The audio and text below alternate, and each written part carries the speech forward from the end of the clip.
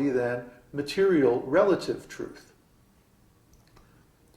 So if we base a civilization on relative truth, communism, capitalism, thisism, thatism, it's always going to have a beginning and an end. But if we base a civilization on spiritual truth, that civilization is eternal because the truth that it's based on is also eternal. You follow? So if you base a community on the absolute truth, that community is also eternal. And this is why the Vedas have survived all these thousands of years, despite the best efforts of the materialistic rascals to wipe them out. Similarly, if you take shelter of the Vedic knowledge, you also become eternal. That means you realize your actual spiritual nature. Actually, we're already eternal because we're all spirit souls. Let me explain. The first principle of Vedic knowledge is that each and every one of us is a spirit soul, a spiritual entity. We happen to be living in these bodies temporarily, but our actual existence is eternal. We are neither created nor destroyed, but we live forever, both in the past and in the future. This is the first spiritual truth given in the Vedas. Now someone might say, well, what is the proof of the existence of the soul? The proof is consciousness. We are conscious entities. You are conscious and I am conscious.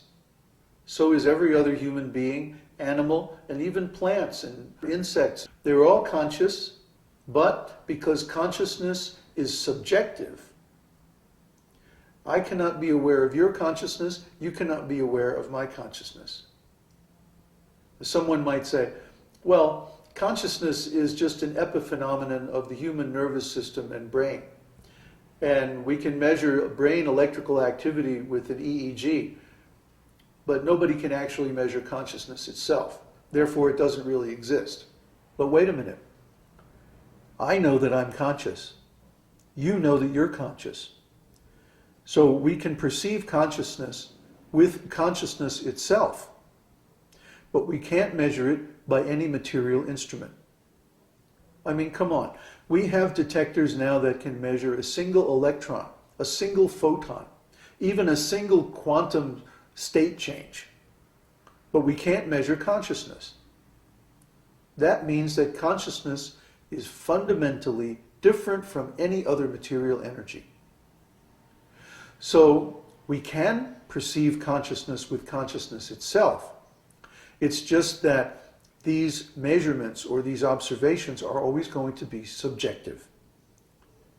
Because consciousness, by its very nature, is individual, personal, and transcendental. That means I cannot see your consciousness, you cannot see my consciousness, but each of us can individually perceive our own consciousness perfectly. And this is the basis of the Vedic scientific knowledge of consciousness. And this scientific knowledge can be used to perform experiments that everyone can verify the truth of the Vedic wisdom. Consciousness is not a material energy, but a transcendental quality of the soul. A quality is different from a thing. For example, if I say my shirt is white, whiteness is a quality of my shirt. But you can't measure a white. You can't take a white and put it on a scale and weigh it. Why? Because whiteness is not a thing. Whiteness is a quality. And certain objects have that quality, other objects don't. Similarly, the soul has the quality of consciousness. The soul is a real thing, but consciousness is a quality of that thing. So we will never be able to measure consciousness just like a substance, isolate it, put it in a test tube. No, it's not going to happen. But we certainly can be aware of consciousness and the qualities of consciousness. The main qualities of consciousness are material consciousness and spiritual consciousness. And the main states of consciousness are deep sleep, dreaming, waking consciousness, and superconsciousness or spiritual consciousness. We're all familiar with the first three, but in spiritual consciousness, the consciousness is aware of and concentrated on a spiritual object. This can be our own consciousness itself, and in that case, our consciousness is aware of itself. This is the basic form of meditation. When consciousness is used to observe itself, which is quite possible to do because consciousness is self-referential. Consciousness can observe itself just fine. Consciousness is really a beautiful thing. It's recursive, just like some computer programs are recursive. They can call themselves again and again as objects.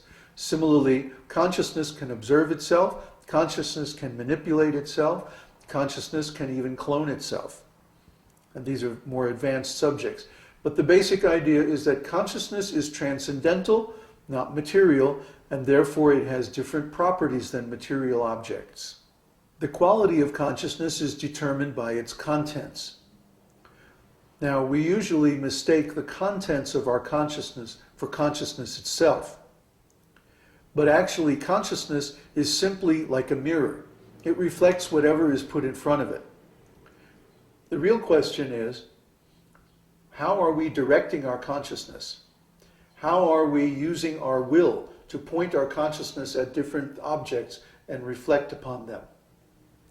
When we point our consciousness at material objects, which we observe through the material senses, then we take in impressions of a material quality. And because of this, our consciousness becomes colored by material qualities. But when we point our consciousness at spiritual objects, and we focus in meditation on those spiritual objects, then our consciousness takes on a spiritual quality. Just like if I reflect something in a mirror, the mirror takes on the color and shape of the object that I'm reflecting. So if I reflect a beautiful painting, the mirror takes on that same condition. Or if I reflect something horrible and ugly in the mirror, then it takes on that condition. Similarly, when we reflect material objects in our consciousness takes on the qualities of those material objects, and it becomes contaminated or covered by them, like a mirror covered with a coat of paint. It can't reflect the real thing.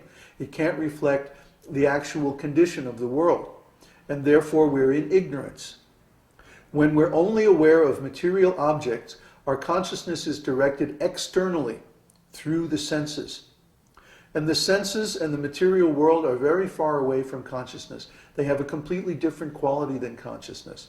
This is unnatural and covered consciousness. Our consciousness becomes covered by the material qualities of the objects and the senses. But when we turn our consciousness inward, we can observe consciousness itself directly. And that's only the beginning. Spiritual meditation goes deeper and deeper inside. And we can eventually trace it back to the source of consciousness itself, which is God. So this is the actual path of spiritual knowledge, as distinct from the path of religion, which is always external and material. We want to help everyone revive their original relationship with God. And to do that is very easy. We can do that in a spiritual context, in a spiritual community, based on spiritual knowledge, which we get from the Vedas. So that's the foundation of our community. Now let's consider the difference between the body and consciousness. I am myself and no one else. This is called individuality. The same individual is present in the body when we have a little baby body, when we have a child body, when we have a teenager body, when we have a grown-up body, when we have an old body. The same individual is present in all those bodies. The body changes, but the person does not. Similarly, at the time of death, the body goes through another change. We move from one body to another body, from one location to another location. from one birth to another birth. In all these cases, the individual remains the same person. We may not be able to remember the previous body because the mind is part of the body. The mind is also material. That's why we forget things. That's why we sometimes make mistakes in our reasoning. Because the mind is material and it's subject to all the limitations of material things. So we forget our previous existence, our previous body, and we take a new body. And the new body is based on the karma of the activities that we performed in the previous body. So some people say, well, I can eat meat and I can take intoxication and I can have sex all I want and it doesn't seem to change anything. No, you can't see because you are accumulating karma in this body, but that karma becomes